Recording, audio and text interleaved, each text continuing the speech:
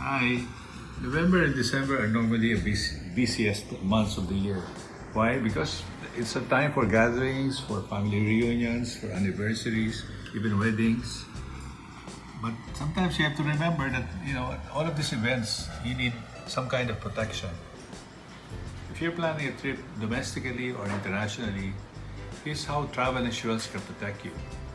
For instance, you might have a flight delay, or you might lose your luggage, or you may even lose your laptop along the way.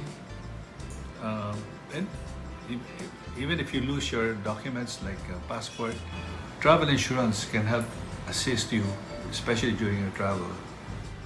Depending on the package that you get for travel insurance, if in case your flight is delayed by 12 hours, the insurance company will give you worth $125 to compensate for the food and other miscellaneous expense, like if you have to buy clothes, if it's cold, the insurance company will reimburse you up to $125.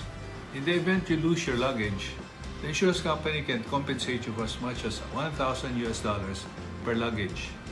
And this is quite a sum, especially for those who are traveling with their suits and their expensive clothes. That's part of the insurance company policy on travel insurance. So next time you travel, make sure that you have travel insurance.